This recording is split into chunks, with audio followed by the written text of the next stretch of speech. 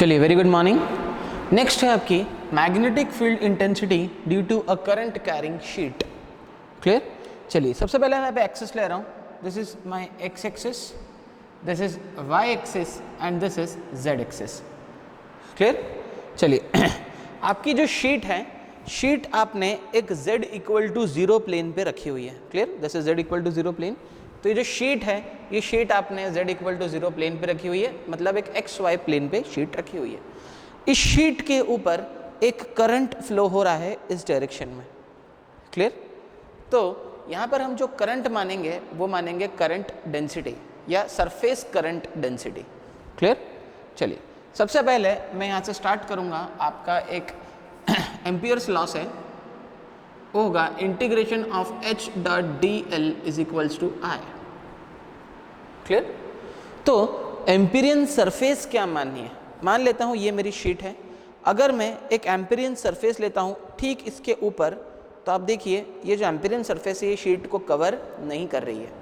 अगर मैं एम्पिरियन सरफेस ऐसी मान लेता हूँ नीचे, तो भी शीट को कवर नहीं कर रही है। मुझे एम्पिरियन सरफेस लेनी पड़ेगी जो शीट को एक कट कर सके एक रेक्टेंगुलर फॉर्म में, ताकि करंट उस एम्पिरियन सरफेस के अंदर से जा सके। तो एक थोड़ा सा 3D डायग्राम मैंने यहाँ पे बनाने की कोशिश करी है। ये रही आपकी वो शीट जो कि z इक्वल टू 0 प्लेन पर रखी हुई है, और ये रहा वो रेक्टेंगल जो एम्पिरियन सरफेस जो आपकी शीट को कट कर रहा है। एक लाइन ऐसी है, एक लाइन ऐसी है, फिर एक लाइन ऐसी है और एक लाइन ऐसी है, ताकि इस एम्पिरियन सरफेस के बीच में से आपका करंट बाहर निकल सके। क्लियर? तो मैं इसको लिख सकता हूँ, integration of h dot D L should be equals to K Y into B. K Y होती है आपकी लाइन सरफेस करंट डेंसिटी, है ना? उसकी सरफेस करंट डेंसिटी की यूनिट होती है एम्पियर पर मीटर। क्लियर? और बी जो है वो इस एम्पिरियन सरफेस की लेंथ है। ये जो एम्पिरियन सरफेस है इसकी लेंथ कितनी है? बी। तो बी की यूनिट भी कैसी होगी? Metre into metre. तो मीटर से मीटर कैंसल, मतलब K Y into B basically current को आपने लिखा है। क्लियर? एम्पिरियन सरफेस जा रही है 1 से लेके 2, 2 से लेके 3, 3 से लेके 4, अगेन 4 to 1।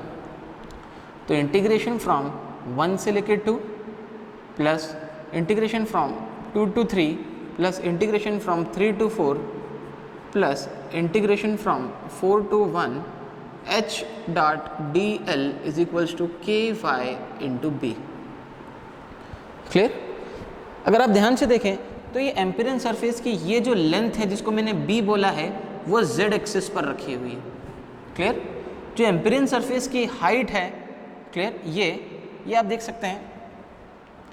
चलिए, अगर आप ऐसे डिफाइन करेंगे, आई एम सॉरी, जो एम्पिरियन सरफेस की आपकी जो लेंथ है, ये जो लेंथ b है, ये x एक्सिस पर रखी हुई है। This is axis x। और जो एम्पिरियन सरफेस की ऐसी हाइट है, ये जो हाइट आपने देखे रखी है, ये z एक्सिस पर रखी हुई है। क्लियर? तो मैं थोड़ी सी एक एम्पिरियन सरफेस यहाँ पर बनाने की कोशिश करता हूँ। ये आपके एम्पिरियन सरफेस है, ये और ये चीज़ आपकी x एक्सिस पर रखी हुई है, और ये चीज़ आपकी z एक्सिस पर रखी हुई है। क्लियर? जो लेंथ है वो x एक्सिस पर रखी हुई है, और जो हाइट है वो z एक्सिस का फॉर्मेट है। अगर इनफाइनाइट है तो ऐसी एम्पिरियन सरफेस यहाँ पर भी होगी। इसके जस्ट पास में भी आप एम्पिरियन सरफेस बना सकते हैं, और इसके जस्ट पास में भी आप एम्पिरियन सरफेस बना सकते हैं। मान लेता हूं कि मैं ऐसी 3 एम्पिरियन सरफेसेस ले रहा हूं, 1, क्लियर, 2nd एंड 3rd। ये मैंने यहाँ पे डिस्टेंस इसलिए दी है ताकि आप थोड़ा सा समझ सकें। क्लियर? आपको विजुअलाइज हो सके कि मैं किस वेक्टर के बारे में बात करना चाह रहा हूँ।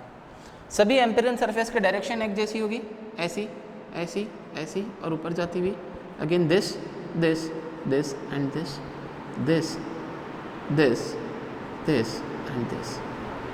क्लियर? मान लेता हूँ ये जो एम्पिरियन सरफेस है ये मेरी सबसे सेंटर वाली सरफेस है।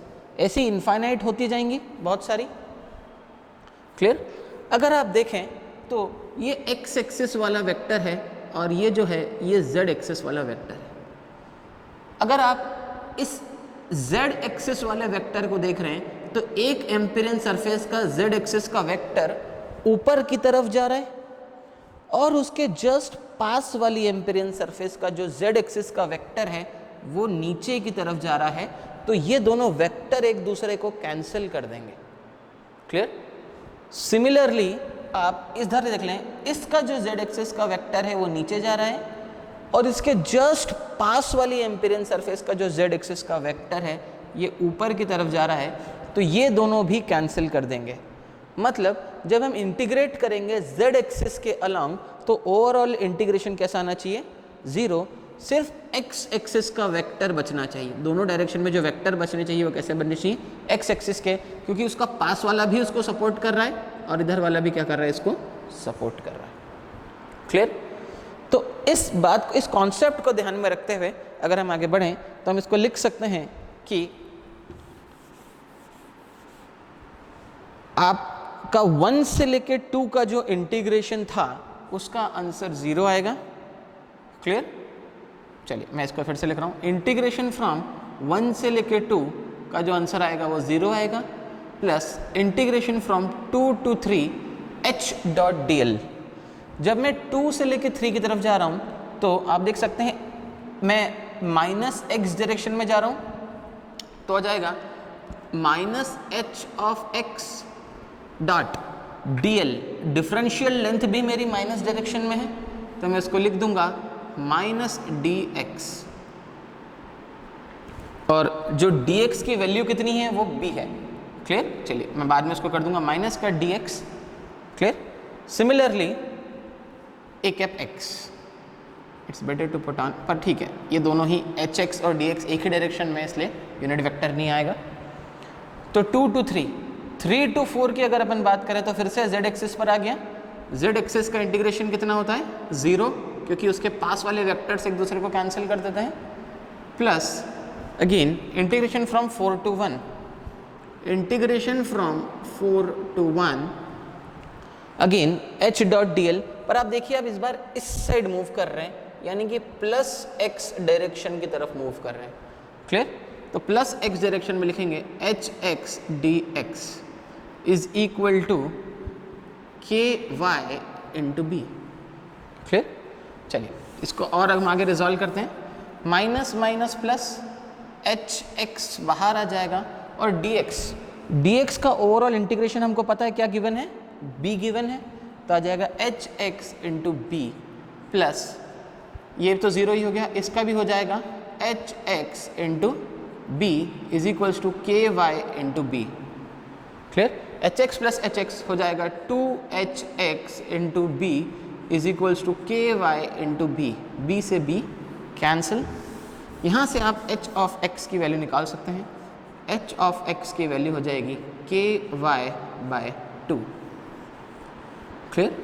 थोड़ा सा और अगर हम वेक्टर फॉर्म में देखें, अगर हम z एक्सिस के ऊपर बात कर रहे हैं, क्लियर, z एक्सिस के ऊपर बात कर रहे हैं तो आप प्लस x डायरेक्शन में जा रहे हैं। क्लियर? तो आप इसको लिख सकते हैं, अगर आप इसकी वैल्यू पॉजिटिव लिखनी है for z greater than 0, and similarly ky/2 अगर आप z एक्सिस के नीचे हैं और उस तरफ जा रहे हैं तो आप माइनस x डायरेक्शन में जा रहे हैं, तो आप लिख सकते हैं minus ky/2 for z less than 0। This is the final answer. Thank you.